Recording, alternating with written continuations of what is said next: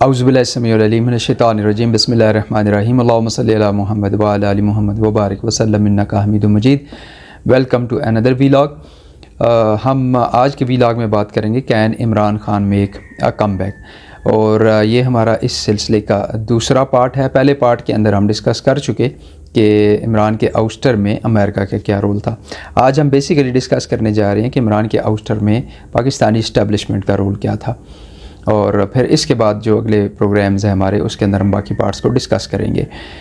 जो military civil relationship है, ये हमें याद रखना है कि पाकिस्तान की रिसेंट हिस्ट्री में इमरान खान और मिलिट्री इस्टेब्लिशमेंट जो थी, इनका रिलेशनशिप बहुत अच्छा था। और अभी भी इमरान खान आउस्टर के बाद भी अगर आप देखें तो अपने जलसों में ये बारहा कह चुके हैं कि वो मिलिट्री इस्टेब्लिशमेंट को अटैक नहीं करना चाहते। उन्होंने कहा कि अगर मिलिट्री ना होती तो इस मुल्क के 3 हिस्से हो चुके होते। उन्होंने कहा कि इस मुल्क के लिए इमरान खान से ज़्यादा मिलिट्री अहम है। और इसी तरह हम देखते हैं कि इन 3-4 सालों के अंदर जिनमें हमने देखा कि जो अफ़गानिस्तान है वो अपने कल्मिनेशन को पहुंचा, उसके ऊपर मिलिट्री और सिविलियन लीडरशिप बिल्कुल एक तरह से खड़ी थी। इसी तरह हम आगे चल के देखते हैं तो जो इंडिया के साथ रिलेशनशिप थे, इवन यूएसए के साथ जो रिलेशनशिप थे, इसके अंदर फिर आपके जो माइनर इश्यूज़ थे जो इंटरनल होते हैं, लाइक मीडिया के ऊपर, लाइक मिसिंग पर्सनल एक थॉर्नी इशू है पाकिस्तान के अंदर। इन तमाम इश्यूज़ के अंदर इमरान खान और मिलिट्री इस्टेब्लिशमेंट बहुत अच्छे तरीके से चल रहे। तो अब सवाल ये पैदा होता है कि फिर ओवरनाइट ऐसा क्या हो गया कि विलन्स हीरो और हीरो विलन्स बन गए। इसको समझने के लिए हमें पाकिस्तान की पिछले 2-3 दहाइयों की सियासत को देखना पड़ेगा।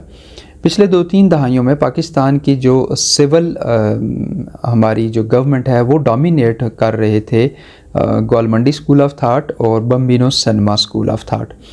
अब ज़ाहिर गोलमंडी से शरीफ फैमिली आती है और बम्बिना सनमा वाले ज़रदारी लोग हैं, और इसको हम अपनी सहूलत के लिए इसके लिए एक वर्ड बना लेते हैं और वो है जीबी कॉम्प्लेक्स। ये जो गोलमंडी बम्बिनो सनमा कॉम्प्लेक्स है, इसकी अपनी करैक्टरिस्टिक्स थी, और वो क्या थी बेसिकली कि ये लोग ये चाहते थे कि जब ये गवर्नमेंट में आएँ तो इनको टच ना किया जाए, इनकी नाक और इनके पेट को टच ना किया जाए, बाकी they were not interested in any serious thing. उससे क्या हुआ फिर कि मिलिट्री को अब ये पता था कि गवर्नमेंट तो इन्होंने ही लेनी है, एक बार ये ले रहे हैं और एक बार ये ले रहे हैं, उन्होंने इनके साथ काम करना था।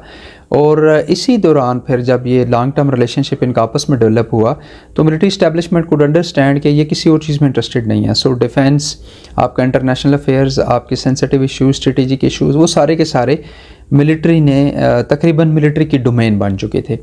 और ये जो पार्टी थी इनका ताल्लुक़ खाने पीने से था। लेकिन फिर क्या हुआ कि इमरान खान की एंट्री हो गई 2018 में। सेंटर के अंदर इमरान खान को गवर्नमेंट मिली।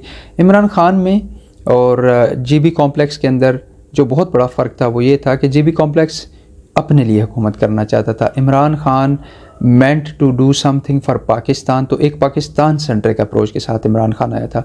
इसकी जो इम्प्लिकेशंस थी वो ऑब्वियस थी और वो होनी थी। Like Imran Khan was more interested कि कंट्री किस डायरेक्शन में जाएगा, कंट्री का कल्चर क्या होगा। हम जानते हैं टर्किश ड्रामे वो लेके आए, उससे कल्चर चेंज हुआ। इस्लाम का क्या रोल होगा, हम जानते हैं कि कुरान के जितनी भी ट्रांसलेशंस हैं वो उन्होंने कंपलसरी की सारी क्लासेस के अंदर।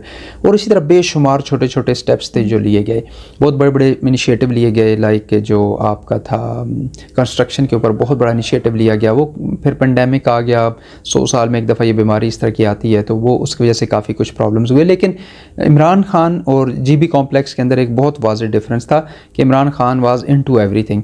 अब सिर्फ एक छोटी सी एग्जांपल देखें कि जब इमरान खान आए तो जितनी भी मिलिट्री की जो कॉन्फ्रेंसेस थी अटेंड की गई इमरान खान की तरफ से, वो मेरे ख़्याल में हमने अगर बाकी जितने भी वज़ीर-ए-आज़म देखे हैं पिछले 2-3 दहाइयों के, उन सब को जमा भी कर दें तो वो सारी भी इमरान खान के शायद जितनी कॉन्फ्रेंसेस हैं उसका हाफ भी नहीं बनती। तो Imran Khan was not to be something, Imran Khan wanted to do something. वो कुछ तामीर करने आया था, वो एक आइडियालॉजी लेके आया 1996 से लेके आज तक। बल्कि उसके ऊपर तो हमेशा अपोजिशन ये एतराज़ करती है कि इमरान खान की पहले दिन की तकरीर उठा लें और आखिरी दिन की तकरीर उठा लें, तो वो सारी एक तरह की हैं। कंटेनर पर भी यही था। वो इसलिए एक है कि आप ये सोचिए कि आप सच चेंज नहीं होता। अगर आप अवाम की फ़लाह बहबूद की बात करेंगे तो वो तो वही रहेगी। अगर आप एजुकेशन की बात करेंगे वही रहेगी। अगर आप ग़ुलामी और आज़ादी की बात करेंगे तकरीर वही रहेगी। कुरान कब चेंज हुआ, जो यूनिवर्सल ट्रुथ हैं वो कहाँ चेंज होते हैं, हदीस कहाँ चेंज होती है, जो बड़े बड़े कलाम लोगों ने लिखे हैं वो कहाँ चेंज होती हैं, हकायत रूमी कब चेंज होती हैं। जो यूनिवर्सल ट्रुथ्स हैं वो तो चेंज नहीं होते, उनको इम्प्लीमेंट करना होता है। तो अगर आपने सिर्फ तकरीरें चेंज करनी है, इट्स अप टू यू, आप कर सकते हैं, लेकिन ये इमरान खान के क्रेडिट है, ये उसका डिसक्रेडिट नहीं है। लेकिन जब इमरान खान आए तो जाहिर है मिलिट्री इस्टेब्लिशमेंट को यूँ लगा कि वो चीज़ें जो उनका पर्सनल डोमेन बन चुका था, जिसमें ये GB कॉम्प्लेक्स वाले कोई हिस्सा नहीं डालते थे, अब उसके ऊपर इमरान खान क्वेश्चन भी कर रहा था और वो उसके अंदर अपना पार्टिसिपेशन भी करना चाहता था। And he wanted to move the things, क्योंकि वो प्राइम मिनिस्टर था। शायद उस वजह से एक एरोजन ऑफ अथॉरिटी फील किया गया कि वो डोमेन्स जो पहले सिर्फ इस्टेब्लिशमेंट के पास होते थे वहाँ फिर ये जो चीज़ थी, इसका जो मैनिफेस्टेशन हमें देखने को मिला वो लेटली देखने को मिला। For example in first instance अगर हम देखें तो 2022 के शुरू तक इमरान खान की जो पॉपुलैरिटी थी वो नोज़ डाइव में थी। हम पहले भी इसको डिस्कस कर चुके हैं। इमरान खान तकरीबन सारे बाई इलेक्शंस हार चुके थे, KPK के अंदर वो अपना फ़ेज़ 1 हार चुके थे, बल्दियाती इलेक्शंस का भी। तो इमरान खान जो थे वो लग रहा था कि वो he is on the losing and, he is wearing out. तो अब मिलिट्री इस्टेब्लिशमेंट को जाहिर है अगली जो भी गवर्नमेंट आनी है, जो ऑब्वियस था उस वक्त तक कि शायद वो तो दूसरी पार्टीज़ आ रही हैं, तो उनको न्यूट्रल होकर पीछे हट के अब उनकी तरफ जाना था, क्योंकि अगले इलेक्शंस तो वो जीतने जा रहे हैं। जब मिलिट्री इस्टेब्लिशमेंट ने न्यूट्रल होकर वहाँ पे जाने की कोशिश की तो अब मिलिट्री इस्टेब्लिशमेंट को दो प्रॉब्लम्स का सामना था। एक ये कि आपने उस जब कैंप में जाना है तो वहाँ पे तो दो कैंप्स हैं, एक हॉक्स हैं जिनमें नवाज शरीफ, मरियम और इसके उनके जो क्रोनीज़ हैं वो हैं, और दूसरी तरफ शहबाज शरीफ और वो जो लोग हैं वो हैं।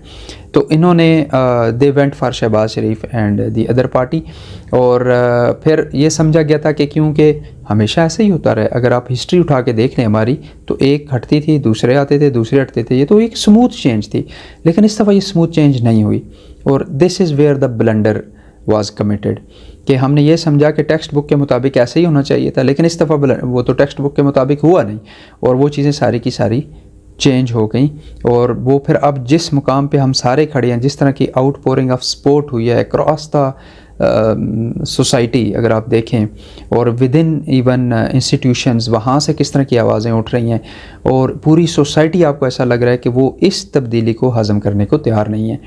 इसी से रिलेटेड जो दूसरी मैनिफेस्टेशन हुई वो ये हुई कि इमरान खान ने लेटली अमेरिकन्स को ओपनली एड्रेस करना शुरू कर दिया, which Americans did not like, absolutely not. कोई अमेरिकन्स कैसे लाइक कर सकते थे। इसी तरह जो लोअर रैंक के जितने भी मिलिट्री अमेरिकन इस्टेब्लिशमेंट के जितने भी लोग आते थे, उनसे इमरान खान मिलने से इनकार कर देते थे। यहाँ तक कि परहैप्स उनके जब CIA चीफ आए थे तो Imran Khan did not see him. तो ये चीज़ बिल्कुल उनको एक्सेप्टेबल नहीं थी अमेरिकन्स को।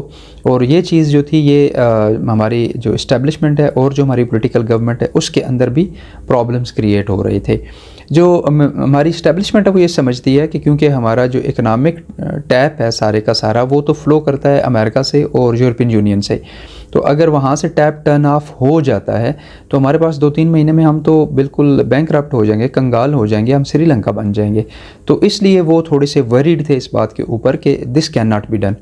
इमरान खान दूसरी तरफ ये कह रहे थे कि ये जो आपका इकनॉमिक टैप है इसको कोई टर्न ऑफ कर नहीं सकेगा, उन्हें हमारी ज़रूरत है, हमने ये फ़ैसला करना है कि हम क्या करेंगे। So he was of the view कि हम इनके लिए किसी लड़ाई का हिस्सा नहीं बनेंगे, हम इनको कोई अड्डे नहीं देंगे और हम अपने फ़ैसले खुद करेंगे और उनको हमारी ज़रूरत है। और इमरान खान कह रहे थे कि आप देखें अभी जो इंडिया और रशिया के रिलेशनशिप में हुआ, और इंडिया ने इंसिस्ट किया कि वो वहाँ से ऑयल भी लेगा, वो वहाँ से वीट भी लेगा, और अमेरिकन्स आफ्टर सम क्राइंग और वो शोर वगैरह मचाने के बाद दे हैव एग्रीड नाउ कि ठीक है आप कर लें। तो Imran Khan wanted to toe this line कि जी आप अपने जो स्ट्रेटेजिक बैलेंस है उसको आप डिसाइड कीजिए, हर चीज़ सरेंडर करने की ज़रूरत नहीं है। तो यहाँ पे वो प्रॉब्लम्स आए फिर हमारे जो हमें देखने को मिले कि मिलिट्री इस्टेब्लिशमेंट जो थी दे फेल्ट लाइक कि अच्छा जो फैसले हम अकेले कर रहे होते थे अब उन फैसलों के अंदर बहुत सारे प्रॉब्लम्स आना शुरू हो गए हैं। तो इस वजह से फिर हमें ऐसा लगा कि जो हमारी मिलिट्री इस्टेब्लिशमेंट है उसने ओवरनाइट चेंज कर लिया है। और वो अगर आप पुराने उनकी हिस्ट्री की बुक उठा के देख लें, जिस प्ले बुक से ये सारे लेसन्स पहले प्ले किए जाते थे, तो वहाँ पे तो ये बिल्कुल ठीक था।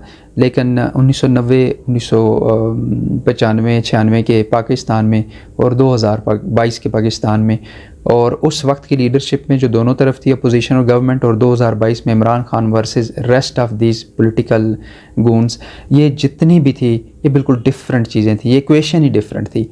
इसको मिसरीड किया गया और आज हम जिस मुकाम पे खड़े हैं वो हम सब के सामने है। तो मिलिट्री इस्टेब्लिशमेंट का जो डिस्कशन थी वो यहीं तक थी। अगले प्रोग्राम में इंशाल्लाह वी विल डिस्कस कि जब हम देख रहे हैं कि अमेरिकन भी परहैप्स परसेप्शन यही है कि वो नहीं चाहते कि इमरान खान वापस आए, मिलिट्री इस्टेब्लिशमेंट की भी जो अंडरस्टैंडिंग है वो यही है कि इमरान खान के आने में शायद हमारे लिए प्रॉब्लम्स हो सकती हैं, तो क्या इमरान खान के पास क्या चांसेस है, how can he come back now. और इसको इंशाल्लाह अगले प्रोग्राम में डिस्कस करेंगे और फिर उसके बाद जो हमारा बाकी पोर्शन है उसको डिस्कस करेंगे। और उस वक्त तक थैंक यू वेरी मच। अल्लाह ताला समझ अता फ़रमाए, आसानियाँ अता फ़रमाए और आसानियाँ बांटने की तौफ़ीक अता फ़रमाए। आमीन या रब्बिल आलमीन।